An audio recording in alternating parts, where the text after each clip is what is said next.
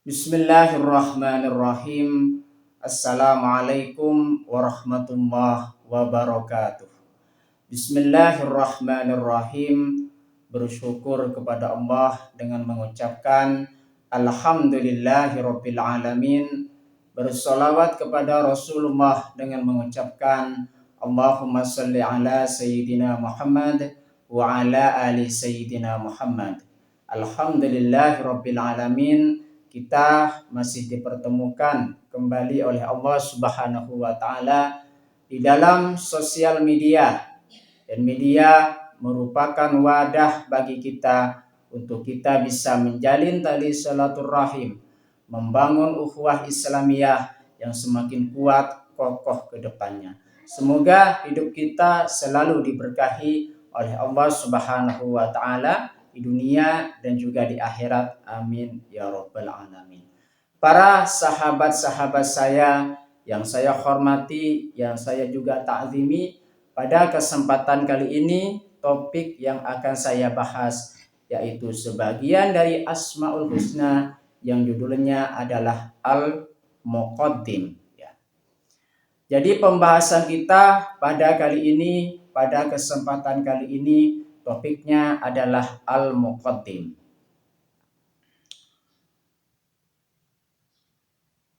Al-Muqaddim adalah salah satu dari Asmaul Husna yang berarti maha mendahulukan. Jadi makna dari Al-Muqaddim di situ maknanya adalah maha mendahulukan.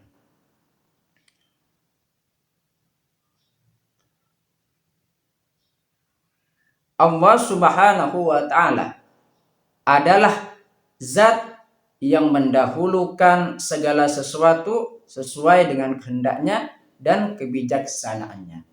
Jadi yang maha mendahulukan sesuatu di situ yaitu hanya Allah Subhanahu wa taala dengan kehendak dan juga kebijaksanaannya. Al-Muqaddim juga berarti Allah yang memajukan atau mengangkat derajat hambanya yang dia kehendaki. Jadi makna dari Al-Muqaddim di situ bisa maha mendahulukan atau juga bisa berarti Allah yang mengangkat derajat hambanya yang dia kehendaki.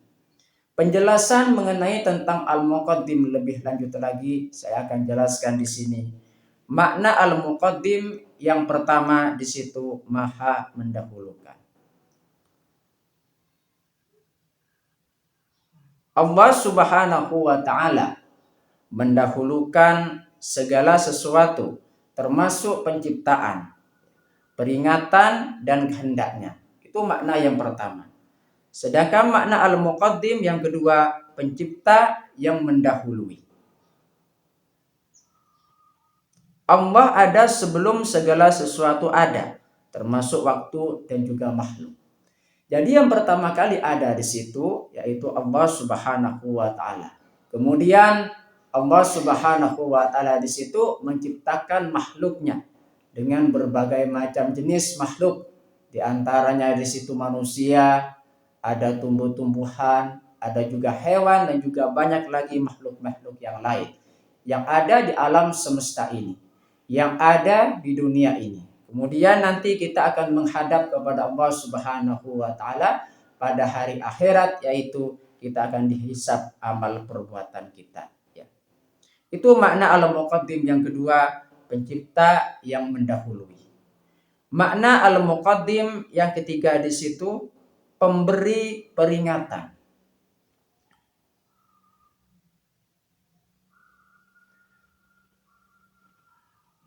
Allah Subhanahu wa taala memberikan peringatan kepada hambanya sebelum memberikan hukuman atau cobaan. Jadi makna Al-Muqaddim di situ yang selanjutnya di situ adalah pemberi peringatan. Sebelum Allah Subhanahu wa taala di situ memberikan hukuman kepada makhluknya, maka Allah Subhanahu wa taala memberikan peringatan terlebih dahulu. Tidak langsung dihukum, tidak langsung diazab, melainkan Allah Subhanahu wa taala di situ memberikan peringatan kepada hambanya supaya kembali kepada Allah Subhanahu wa taala.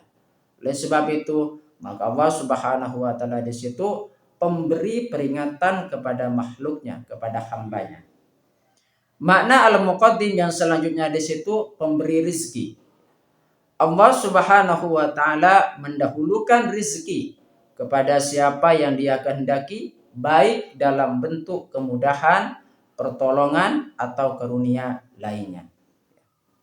Jadi Allah Subhanahu wa taala di situ sebagai Tuhan yang memberikan seluruh rizki kepada makhluknya yang Dia kehendaki. Dialah yang mendahulukan rizki kepada siapa saja yang Dia kehendaki, baik dalam bentuk kemudahan. Jadi kemudahan yang kita dapatkan, jikalau misalkan kita mengerjakan sesuatu, kemudian kita mendapatkan kemudahan dari pekerjaan kita, maka di situ termasuk kepada rizki yang diberikan oleh Allah Subhanahu wa taala kepada kita. Selain kemudahan pertolongan, makanya di situ kita sepantasnya hanya meminta pertolongan kepada Allah Subhanahu wa taala semata. Penting sekali kita mengedepankan permohonan atau permintaan pertolongan hanya kepada Allah Subhanahu wa taala sebagai rasa bentuk tawakal kita, kepasrahan kita dalam menjalani kehidupan hanya bergantung kepada Allah Subhanahu wa taala. Pertolongan atau karunia lainnya. Terus makna al-muqaddim yang selanjutnya di situ maha bijaksana. Allah Subhanahu wa taala mendahulukan dan mengakhirkan segala sesuatu sesuai dengan hikmah dan kebijaksanaannya. Jadi Allah Subhanahu wa taala di situ maha mendahulukan dan juga mengakhirkan segala sesuatu yang ada di alam semesta ini sesuai dengan hikmah dan juga kebijaksanaannya. Jadi apa-apa yang menjadi perbuatan Allah Subhanahu wa taala, makanya di dalamnya mengandung hikmah yang kita bisa ambil. Salah satu contohnya yaitu penciptaan langit dan juga bumi. Tentunya di situ terdapat berbagai macam hikmah yang kita bisa dapatkan, yang kita bisa peroleh jikalau misalkan kita melakukan perenungan terhadap proses penciptaan langit dan juga bumi. Oleh sebab itu dengan perenungan yang kita lakukan tersebut menambah keimanan dan juga ketakwaan kita kepada Allah Subhanahu wa taala serta mendekatkan diri kepada Allah Subhanahu wa taala dan juga Rasul-Nya. Selanjutnya contoh penerapan al-muqaddim dalam kehidupan. Di situ berbagai macam contoh penerapan yang kita bisa terapkan di dalam kehidupan kita dengan cara kita memahami makna al-muqaddim. Contoh penerapan al-muqaddim dalam kehidupan yang pertama mempersiapkan kematian. Jadi kita sebagai manusia di situ akan sampai nantinya kepada kematian. Tentunya sebelum sampai kepada kematian tersebut, tentunya kita harus mempersiapkan diri. Apa-apa yang menjadi bekal kita dalam menghadap Allah Subhanahu wa taala. Mempersiapkan kematian di situ merupakan contoh penerapan al-muqaddim dalam kehidupan. Allah Subhanahu wa taala telah memberikan peringatan tentang kematian agar manusia dapat mempersiapkan diri dengan amal ibadah. Jadi mempersiapkan kematian di situ sudah dikabarkan oleh Allah Subhanahu wa taala lewat Rasul-Nya yang ada di dalam Al-Qur'an dan juga yang ada di dalam hadisnya Rasulullah SAW. Karena kita semua manusia di situ, semua makhluk ciptaan Allah Subhanahu wa taala bakal sampai kepada kematian. Makanya Allah Subhanahu wa taala di situ mengabarkan hal ini, memberi peringatan tentang kematian agar kita bisa mempersiapkan diri untuk kita beramal soleh saat menjalani kehidupan kita. Contoh penerapan al-muqaddim dalam kehidupan yang nomor 2, mendahulukan perintah Allah Subhanahu wa taala. Manusia harus mengutamakan perintah Allah Subhanahu wa taala dalam segala hal karena dialah jalan kebenaran. Jadi kalau misalkan kita berbagai macam perintah, dihadapkan berbagai macam perintah dalam menjalani kehidupan kita, tentunya yang harus kita dahulukan itu adalah perintah dari Allah Subhanahu wa taala semata dibandingkan perintah manusia yang lain. Karena mengapa? Karena kita tidak bisa hidup tanpa Allah Subhanahu wa taala, dan Allah Subhanahu wa taala di situ yang memberikan kehidupan segala sesuatu di dalam diri kita, di dalam kehidupan kita ya. Contoh penerapan al-muqaddim dalam kehidupan yang selanjutnya, yang ketiga, berlomba dalam kebaikan. Menjadi yang pertama dalam memberikan kebaikan kepada orang lain, bukan menunggu orang lain memulai. Jadi penting sekali kita mengajarkan atau memulai berbuat baik pertama kali kepada orang lain, tanpa kita harus menunggu orang lain berbuat baik kepada kita. Tentunya dengan cerminan kita berbuat baik pertama kali atau berbuat baik dulu kepada orang lain, menjadi teladan bagi orang lain untuk kita supaya orang lain, maksudnya ya, supaya orang lain bisa meniru atau mengamalkan kebaikan yang kita lakukan di saat itu ya. Jadi dengan kita berlomba-lomba dalam kebaikan, mendahulukan kebaikan terlebih dahulu, maka di situ bisa dicontoh oleh orang lain untuk berbuat kebaikan terlebih dulu ya. Contoh penerapan al-muqaddim dalam kehidupan yang keempat, menerima takdir. Menerima dengan lapang dada segala ketetapan Allah Subhanahu wa taala, baik yang menyenangkan maupun yang sulit, karena semua itu ada hikmahnya. Jadi dengan kita menerapkan contoh penerapan al-muqaddim dalam kehidupan kita, yaitu menerima takdir. Menerima takdir dari Allah Subhanahu wa taala artinya kita menerima segala takdir, ketetapan dari Allah Subhanahu wa taala dengan sikap lapang dada. Oleh sebab itu, maka apa di situ? Baik takdir yang menyenangkan menurut kita maupun takdir yang sulit menurut prasangka kita. Karena semua itu yang tahu ketetapan Allah Subhanahu, yang tahu ketetapan dari Allah Subhanahu wa taala itu yang baik, hanya Allah Subhanahu wa taala yang tahu. Ya. Bagi saya pribadi bahwasanya segala sesuatu yang menjadi hukum Allah Subhanahu wa taala di situ yang diberikan kepada manusia di situ, itu semuanya sempurna dan itu sangat baik. Contoh penerapan al-muqaddim dalam kehidupan kita sehari-hari selanjutnya, meyakini kekuasaan Allah Subhanahu wa taala. Menyadari bahwa Allah Subhanahu wa taala adalah zat yang maha kuasa atas segala sesuatu, termasuk dalam hal rezeki, pertolongan dan juga kemudahan. Meyakini kekuasaan Allah Subhanahu wa taala di situ dapat meningkatkan keimanan dan juga ketakwaan kita kepada Allah Subhanahu wa taala. Dengan memahami makna al-muqaddim di sini, umat Islam diharapkan dapat meneladani sifat Allah Subhanahu wa taala dalam kehidupan sehari-hari dengan mendahulukan perintahnya. Jadi kita di situ dalam melakukan aktivitas, terlebih-lebih dalam menjalani kehidupan, tentunya kita harus memprioritaskan atau mendahulukan perintah dari Allah Subhanahu wa taala dibanding yang lain.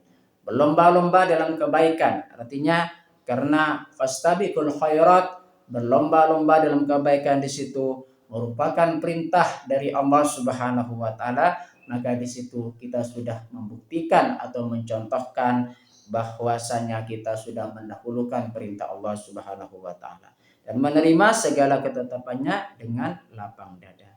Berkaitan dengan sifat al-muqaddim di situ, Allah Subhanahu wa taala berfirman di dalam Al-Qur'an, Quran surah Fussilat ayat 17, A'udzubillahi minasyaitonirrajim, Bismillahirrahmanirrahim. Wa amma Thamudu fahadainahum fastahabbul ama alal huda fa akhadhathum sa'iqatul adzabil huni bima kanu yaksibun. Artinya, ya, di sini artinya ya. Dan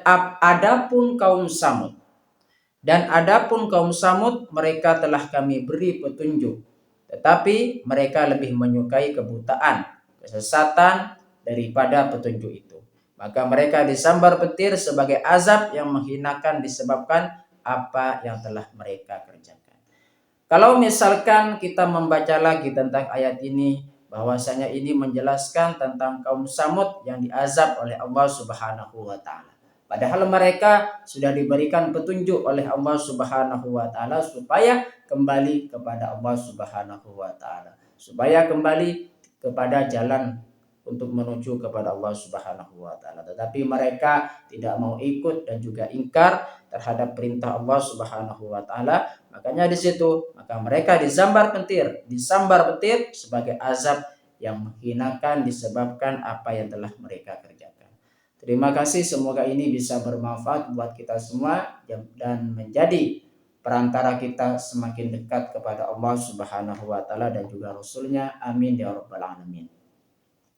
Sebelum saya tutup, mari kita ngirim Fatihah dulu kepada baginda Rasulullah sallallahu alaihi wasallam, ila hadratin Nabil Mustafa Muhammadin sallallahu alaihi wasallam wa ala alihi wa ashabihi wa azwajihi wa dzurriyyatihi wa ahli baitihi wa liman dakhala fi baitihi ajma'in kullu syai'in lillahi lahumul Fatihah. A'udzu billahi minasyaitonir rajim. Bismillahirrahmanirrahim. Alhamdulillahi rabbil alamin arrahmanir rahim maliki yaumiddin. Iyyaka na'budu wa iyyaka nasta'in ihdinas siratal mustaqim siratal ladzina an'amta 'alaihim ghairil maghdubi 'alaihim waladdallin. Fatihah yang selanjutnya, mari kita ngirim Fatihah kepada kedua orang tua kita semuanya, guru-guru kita semuanya, kaum muslimin muslimat, mukminin mukminat, semoga diteguhkan Islam dan juga iman kita oleh Allah Subhanahu wa taala dan juga dikabulkan hajat-hajat kita oleh Allah Subhanahu wa taala serta menjadi perantara kita semakin dekat kepada Allah Subhanahu wa taala dan juga Rasulnya. Amin ya rabbal alamin. Al-Fatihah. A'udzu billahi minasyaitonir rajim. Bismillahirrahmanirrahim. Alhamdulillahi rabbil alamin arrahmanir rahim maliki yaumiddin. Iyyaka na'budu wa iyyaka nasta'in ihdinas siratal mustaqim siratal ladzina an'amta 'alaihim ghairil maghdubi 'alaihim waladdallin. Amin. Terima kasih saya sampaikan kepada kalian semua yang sudah berpartisipasi di dalam channel saya. Semoga ini menjadi perantara kita semakin dekat kepada Allah Subhanahu wa taala dan juga Rasulnya. Terima kasih. Assalamualaikum warahmatullahi wabarakatuh.